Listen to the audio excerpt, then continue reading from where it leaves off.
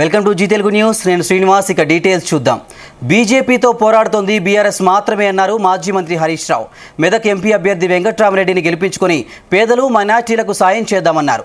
సిద్దిపేటలో ముస్లిం మైనార్టీలు ఏర్పాటు చేసిన సమావేశంలో హరీష్ పాల్గొన్నారు. ప్రజలకు మంచి చేసే వ్యక్తి వెంకట్రామరెడ్డి అన్నారు. సిద్దిపేటలో ఎంపీ ఎమ్మెల్యే ఒకే పార్టీ వ్యక్తులు ఉంటే ప్రజలకు మరింత సేవ చేయగలుగుతామన్నారు హరీష్. बीजेपी से कोई लड़ रहे हैं तो वो केसीआर साहब लड़ रहे हैं, बीजेपी से कोई टकरा ले रहे वो केसीआर साहब और बीआरएस पार्टी ने ले रहा है। कांग्रेस वाले आके बार बार बोलते हैं कि हमें वोट दो। क्या दिया कांग्रेस पार्टी ने? अपने लोगों के लिए गरीबी दिया और कुछ नहीं दिया। आप 50 साल हुकूमत में थे, 50 साल में माइनॉरिटीज के लिए कांग्रेस पार्टी क्या कुछ अच्छा काम करे? केसीआर साहब आए, शादी मुबारक, 1 लाख रुपया दिया नहीं दिया। दवाखाने में गए तो डिलीवरी करा के केसीआर किट दे के सरकारी गाड़ी में आपके घर पे आके छोड़ दिए दे दिए। दवाखाना सिद्दीपेट में इसके पहले कैसा था, अपना हुकूमत आने के बाद कितना अच्छा सिद्दीपेट में दवाखाना बने आप लोग देखे होंगे। बच्चों का पढ़ाई, गरीबों के लिए दवाखाना, या कोमट चेरू में जाइए आप लोग, कितना सुंदर बना अपना कोमट चेरू। आप वहां जाके देखे तो कहीं कहीं से दूसरे शहरों से लोग कोमट चेरू में आके देख के जा रहे। सिद्दीपेट वाले 4 नहीं तो 12 लोग बाहर से आ रहे। इतना अच्छा कोमट चेरू भी बना है, रोड़ा कितना अच्छा बना है, पानी का कितना तकलीफ था सिद्दीपेट में। एक जमाने में लड़की को सिद्दीपेट देना में बोले तो सोचते थे लोग, मेरा लड़की को तकलीफ होते बोल के लोग सोचते थे। आज పార్లమెంట్ ఎన్నికల్లో సంగారెడ్డి నియోజకవర్గంలో కాంగ్రెస్కి మెజార్టీ రాకపోతే తాము పొలిటికల్గా వేస్ట్ అన్నారు TPCC working president Jaggareddy. Medak parliament పరిధిలోని సంగారెడ్డి అసెంబ్లీ సెగ్మెంట్లో కాంగ్రెస్కు బీఆర్ఎస్కు మధ్యనే పోటీ ఉందన్నారు. గత అసెంబ్లీ ఎన్నికల్లో డబ్బులు లేకనే ఓడిపోయామన్నారు. మరోసారి ఓడిపోయినా తాను తట్టుకుంటానని, సంగారెడ్డిలో బీఆర్ఎస్పై కనీసం 10,000 ఓట్ల మెజార్టీ గెలవాలంటూ సర్పంచులు ఇతర లీడర్లకు టార్గెట్ పెట్టారు జగ్గారెడ్డి. కాంగ్రెస్ కి బీఆర్ఎస్ కే పోటీ ఉండాలి, అర్థమైందా? ఇంకొక పార్టీ పోటీలో నాకు పేరు నిలబడద్దు. బీఆర్ఎస్ మీద ఎంత మెజార్టీ నియోజకవర్గంలో తీసుకొస్తారు చెప్పండి. నేను మళ్ళా చెప్తున్నా మీకు, నేను ఓడిపోయినా అంటే నేను ఊకున్నా కానీ బీఆర్ఎస్ మీద తక్కువ 10,000 కంటే తక్కువ వస్తే ఒకరు ముఖాలు ఒకరు చూసుకోము. ఇక నేను నిజంగా చెప్తున్నా, ఎందుకంటే ఇక వేస్ట్, రాజకీయాలు వేస్ట్. ఇక నాకైతే నేను ఓడిపోయినా, ఇంకోసారి ఓడిపోయినా నేను తట్టుకుంటా. ఈ పార్లమెంట్ ఎలక్షన్ లో సంగారెడ్డిలో బీఆర్ఎస్ మీద తక్కువ 10,000 మెజార్టీ తోటి కాంగ్రెస్ చేయకూడదు ఉండాలి. ఉండకపోతే మీరు మొన్న చూసారు కదా, ఓడిపోయిన తర్వాత గెలిచిన తర్వాత నా దగ్గరికి ఎంత ధైర్యంగా వచ్చేటోళ్ళు, ఓడిపోయినాక వచ్చిర్రా ఎవరైనా? అంత బలహీనుడిగా మీరు ఉండాల్సిన అవసరం ఉన్నదా? మీ చేతుల్లో ఉంది, నా చేతుల్లో ఏం లేదు. ఇక మత విద్వేషాలు రెచ్చగొట్టే పార్టీలకు, ఎలాంటి మేనిఫెస్టో లేని పార్టీలకు ఓటు వేయొద్దన్నారు కాంగ్రెస్ పార్టీ ఎంపీ అభ్యర్థి సమీర్ వలీవుల్లా. వారం రోజుల క్రితం హైదరాబాద్లో అమిత్ షా ర్యాలీకి ఎంఐఎం డబ్బులు పంచిందని ఆరోపించారు. ఎంఐఎం, బీజేపీ 2 పార్టీలది ఒకే ఎజెండా అని, హిందూ ముస్లింల మధ్య తమ మత విద్వేషాలు నింపే పార్టీలని మండిపడ్డారు. సెక్యులర్ కాంగ్రెస్ పార్టీకి ఓటు వేయాలని సమీర్ వలీవుల్లా కోరారు.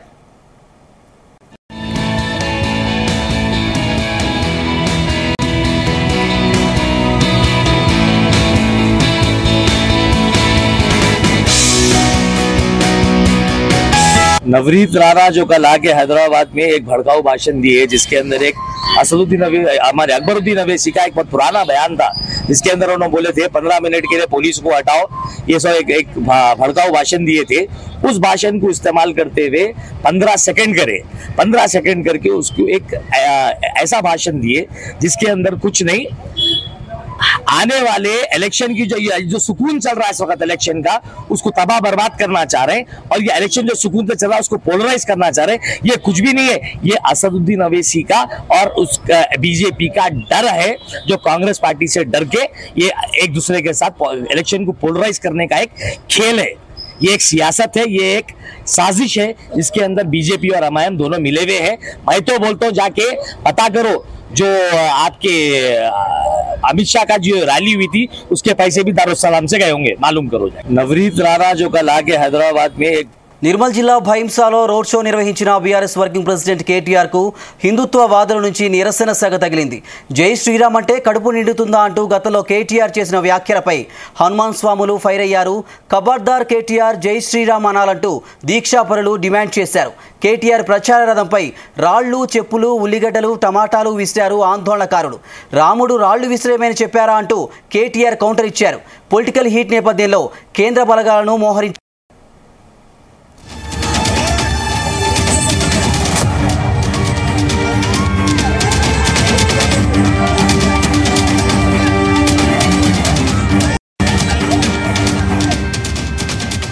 ఇక ఇదే ఇష్యూకి సంబంధించి మరిన్ని డీటెయిల్స్ మా ప్రతినిధి రాజు అందిస్తారు. రాజు,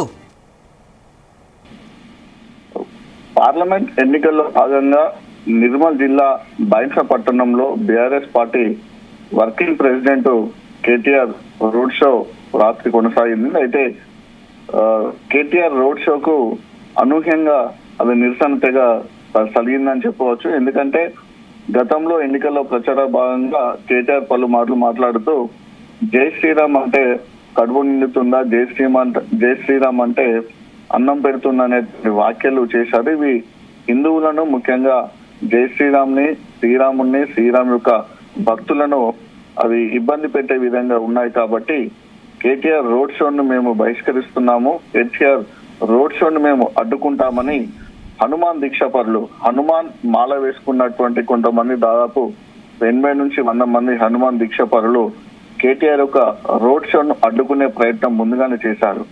అంటే అప్పటికి ఇంకా కేటీఆర్ రోడ్ షో ప్రారంభం కాలేదు. అడ్డుకునే ప్రయత్నం చేయడంలో భాగంగా అటు పోలీసులు కూడా వీళ్ళని అదుపులోకి తీసుకొచ్చారు. దీంతో అటు ముందుగాల అటు హనుమాన్ దీక్షాపరులకు, అటు మాలదారులకు పోలీసుల మధ్య కాసేపు తోపులాట జరిగి కొంచెం ఉద్రిక్త వాతావరణం ఏర్పడింది. వారిని అటు సైడ్ వారిని బారికేడ్లు పెట్టి వాళ్ళని రాకుండా ఆపే ప్రయత్నం పోలీసులు చేశారు. ఈలోపు కేటీఆర్ ఒక రోడ్ షో ప్రారంభమైంది. కేటీఆర్ రోడ్ షో ప్రారంభమై కేటీఆర్ ప్రసంగిస్తున్నాడు. కేటీఆర్ ప్రసంగిస్తున్న సందర్భంలోనే ఈ హనుమాన్ దీక్షాపరులు, అక్కడ ఉన్నటువంటి కొంతమంది బైంసా పట్టణ వాసులు అనూహ్యంగా ఊహించని విధంగా కేటీఆర్ ప్రసంగిస్తున్నటువంటి వాహనం పైకి ఉల్లిగడ్డలు, వంకాయలు, టమాటాలతో దాడి చేశారు. ఈ యొక్క దాడిని అదుపు చేసే ప్రయత్నం పోలీసులు చేశారు. ఇలా తన యొక్క కాన్వాయ్ అంటే బస్సు పైకి ఉల్లిగడ్డలు, వంకాయలు, టమాటాలతో దాడి చేస్తుండగానే కేటీఆర్ ప్రసంగిస్తున్న సమయంలోని దాడి జరుగుతుండగా కేటీఆర్ మాట్లాడుతూ రాముడు ఇలానే ఇతరులపై దాడి చేయమన్నాడా, రాముడు ఇతరులపై ఇలానే కొట్టమన్నాడని మరొకసారి వ్యాఖ్యలు చేశారు. దీంతో వారు కొద్దిగా రెచ్చిపోయారని చెప్పవచ్చు. రెచ్చిపోయి మరొకసారి దాడి చేసే ప్రయత్నం చేశారు. దాంతో పాటు పోలీసుల పైన కూడా కేటీఆర్ కొంచెం ఘాటుగా వ్యాఖ్యలు చేశారు. పోలీసులు ఎందుకు ఆ నిరసనకారులను వారిని అదుపులోకి తీసుకోవడం లేదు, వారిని ఎందుకు కంట్రోల్ చేయడం లేదు, అసలు పోలీసులు ఉన్నారా లేకుంటే పోలీసులు చచ్చారా అనేటువంటి ఒక వాక్యాన్ని కూడా, మాటలను కూడా కేటీఆర్ ఆ రోడ్ షోలో మాట్లాడారు. దీంతో కాస్త పరిస్థితి ఇంకా చాలా ఉచితంగా మారింది. పోలీసులు ఎందుకు కంట్రోల్ చేయట్లేదు, పోలీసులు ఉన్నారా, పోలీసులు చచ్చారనేటువంటి పద కూడా రాజకీయంగా కొంచెం దుమారం లేపే అవకాశం కూడా మనకు కనిపిస్తుంది అక్కడ ఉన్న వాతావరణం చూస్తే. ఎందుకంటే కేటీఆర్ గతంలో చేసినటువంటి వ్యాఖ్యలను ఖచ్చితంగా ఖండిస్తున్నామని, దానికి క్షమాపణ చెప్పాలని కూడా వారు అక్కడ అన్నారు. దీంతో అక్కడ చాలా ఉద్రిక్త వాతావరణం నెలకొంది. దేవుడి పేరుతో రాజకీయం చేయవద్దని కూడా కేటీఆర్ పదే అన్నాడు. అక్కడ అనూహ్యంగా బైంసా పట్టణంలో కేటీఆర్ రోడ్ షోలో ఇలాంటి పరిణామం జరగడంతో ఒకేసారిగా ఇటు బీఆర్ఎస్ శ్రేణులకు, అక్కడ ఉన్నటువంటి బీఆర్ఎస్ నాయకులకు, ఇటు ఎవరైతే అయ్యప్ప మాల వేసుకుని ఇటు సంబంధించిన వాళ్ళకి బీజేపీ నాయకులకు కూడా ఉద్రిక్త వాతావరణం ఇస్తుంది. ఇరు వర్గాలు కూడా జై శ్రీరామ్ అంటే జై శ్రీరామ్ అని వీళ్ళు అంటుండగా అటు బీఆర్ఎస్ వాళ్ళు జై బీఆర్ఎస్, కేసీఆర్ జిందాబాద్ అని వాళ్ళు నినాదాలు చేశారు. దాదాపు ఒక 30 గంటల పాటు కూడా చాలా టెన్షన్ వాతావరణం నెలకొంది. ఒకవైపు ఇట్లా కూడా నిరసన కొనసాగుతుండగానే కేటీఆర్ తన రోడ్ షోని కంటిన్యూ చేశారు. రోడ్ షోలో ప్రసంగించి ప్రసంగం అయిపోయిన తర్వాత అక్కడి నుంచి బయలుదేరారు.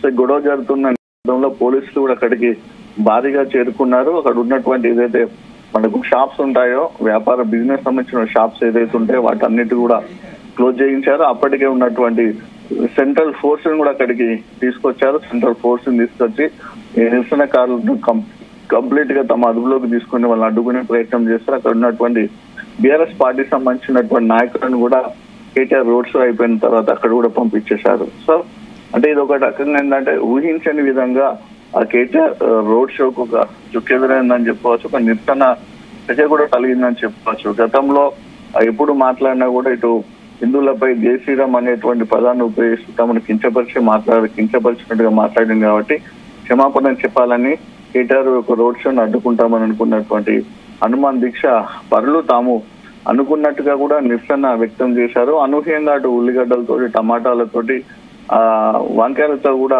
దాడి చేశారు. కానీ అవేవి కూడా కేటీఆర్ మాత్రం తాకలేదు. ఎందుకంటే బస్సు హైట్ లో ఉంది కాబట్టి వీళ్ళు కింద ఉన్నారు, పైగా కొంచెం దూరంలో ఉన్నారు కాబట్టి ముందున్న వారి మీద అవి పడ్డాయి.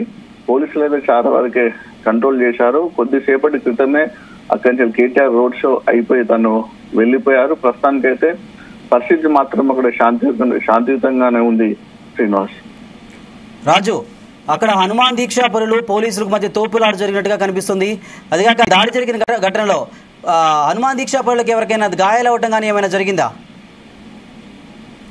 అయితే వాళ్ళ పైన ఏం జరగలేదు. అయితే ఇది ఒకటి, ఎందుకంటే ఆల్రెడీ ప్రీ ప్లాన్ అనే మనం చెప్పుకోవచ్చు శ్రీనివాస్. ఇది ఎందుకంటే చాలా మంది వచ్చారు హనుమాన్ దీక్ష పనులు, అక్కడికి దాదాపు ఒక 100 మంది పైగా వచ్చారు.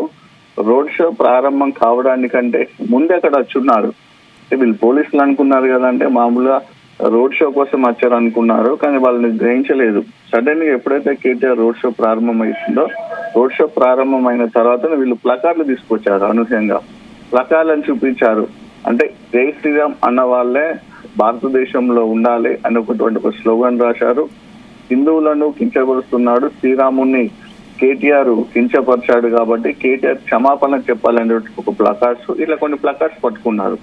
ఆ ప్లకార్డ్స్ పట్టుకోవడంతో పోలీసులకు డౌట్ వచ్చింది, వీళ్ళు ఇక్కడ ఏదైనా నిరసన చెప్పే ఉద్దేశం ఉందనుకోండి వాళ్ళని చాలాసేపు సముదాయించే ప్రయత్నం చేశారు.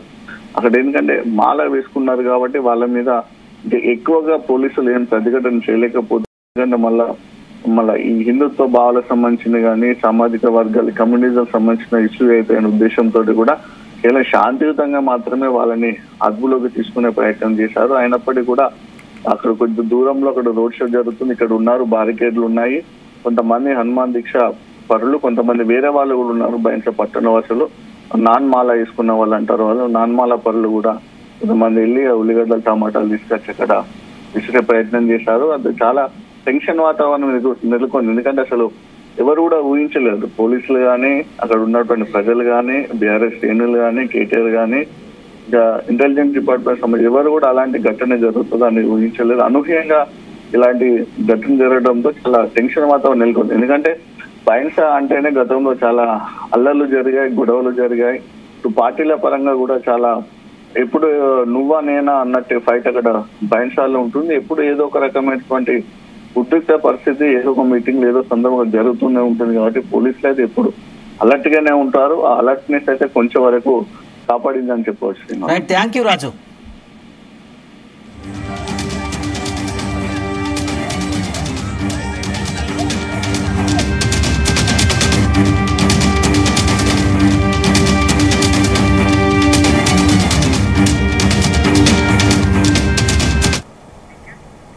జగన్ రెడ్డి తీసుకున్న ప్రతి నిర్ణయం పేదల కష్టాన్ని దోచుకునేదే అన్నారు టీడీపీ అభ్యర్థి Prathipati Pullarao. SC, ST, BC, మైనార్టీల భూములను చెరబట్టేందుకే ల్యాండ్ టైటిలింగ్ యాక్ట్ తీసుకొచ్చారని ఆరోపించారు. విడుదల రజని చిలకలూరుపేటలో అందిన కాడికి దోచుకొని గుంటూరు పారిపోయిందని విమర్శించారు. చిలకలూరుపేట ఎడ్లపాడులో ప్రతిపాటి పుల్లారావు, ఎంపీ లావు శ్రీకృష్ణదేవరాయలు సోదరి రుద్రమదేవి ఎన్నికల ప్రచారం నిర్వహించారు.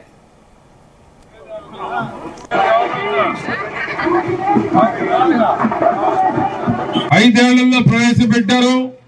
ఈ నాసిరకం మద్యం జేబ్రాండ్లు ల్యాబ్ పంపిస్తే వచ్చినటువంటి రిపోర్టు అత్యంత ప్రమాదకరమైన రసాయనాలు ఉన్నాయని చెప్పి ల్యాబ్ రిపోర్ట్ ఈ రోజు రావటం జరిగింది. గుంటూరులో పెమ్మసాని చంద్రశేఖర్ గారు అభ్యర్థిగా ఉండి వారు ప్రెస్ పెట్టి చెప్పటం, ఆ ల్యాబ్ పేరుతో సహా ల్యాబ్ లో వచ్చినటువంటి రిపోర్టుని ప్రెస్ కు అందజేయటం జరిగింది. జగన్మోహన్ రెడ్డి బటన్ నొక్కుతున్నాడు అంటున్నాడు. ఎంత బటన్ నొక్కాడో అంత నాసిరకం మద్యం ద్వారా లాగేశాడు పేదవాడి కష్టాన్ని, పేదవాడి శ్రమని. పేదవాడు పగలంతా కష్టపడి 200, 300 మండు టెండలో సంపాదించుకొస్తే సాయంత్రానికి జే ట్యాక్స్ కి విడుదల రజనీ ట్యాక్స్ సరిపోయినాయి. అదేవిధంగా ఈరోజు చూస్తున్నారు మీరు, మన ప్రభుత్వం రేపు రాగానే ఇసుక ఫ్రీ 4000 పెన్షన్ చేశారు 57 దాటినటువంటి వారికి. 57 దాటితేనే 4000 రూపాయల పెన్షన్. 57 లోపడి 18 ఏళ్ళు దాటితే 1500 రూపాయలు ప్రతి నెల ఇవ్వటం జరుగుతుంది. పిల్లలు ఇంట్లో 2 3 ఒక్కొక్కరికి 15,000. ఆడబిడ్డలకు బస్సు ఫ్రీ ఉంది. 3 గ్యాస్ సిలిండర్. నెల్లూరు జిల్లా ఉదయగిరిలో టీడీపీ అభ్యర్థి కాకర్ల సురేష్ సతీమణి కాకర్ల ప్రవీణ ముమ్మరంగా ప్రచారం సాగిస్తున్నారు. తన భర్త రాజకీయాల్లోకి వచ్చింది ప్రజలకు సేవ చేసేందుకేనని ప్రచారం చేస్తున్నారు.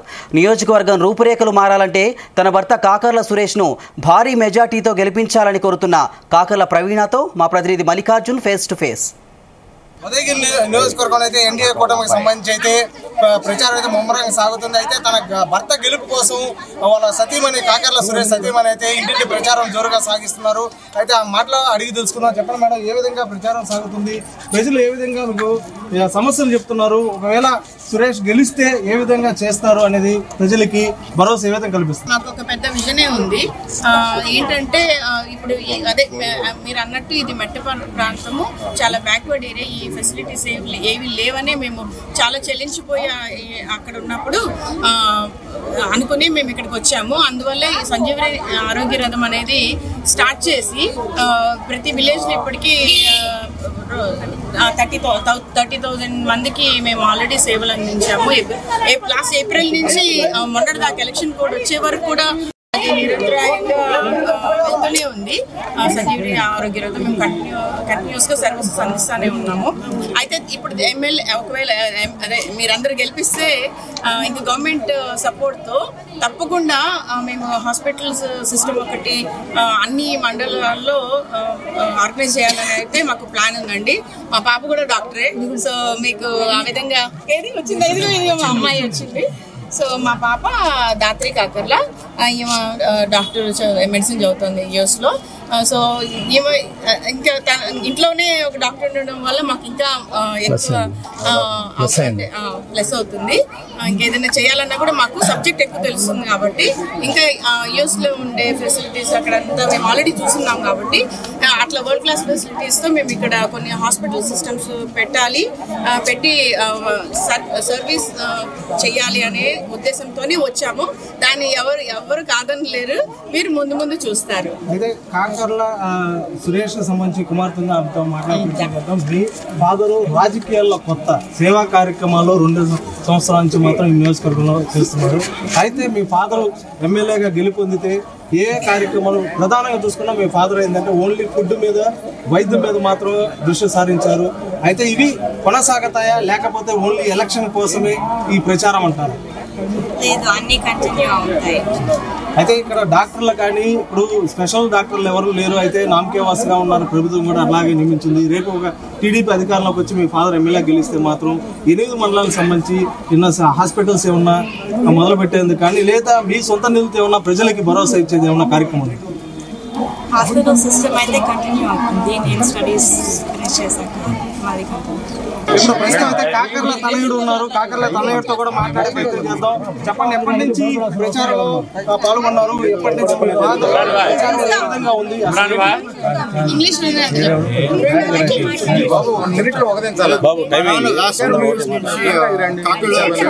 చారిటబుల్ ట్రస్ట్ ద్వారా చాలా సేవ చేస్తున్నారు ఈ వింజమూడికి, ఉదయగిరి మొత్తం కాన్స్టిట్యున్సీకి. ఇంకా అది కంటిన్యూ ఎక్స్పాండ్ చేస్తారు. పవర్కి వస్తే ఇంకా మీకే తెలుసు, పవర్లో ఉంటే ఇంకా ఎన్నెన్నో ప్రాబ్లమ్స్ అడ్రస్ చేయవచ్చు. Just the beginning.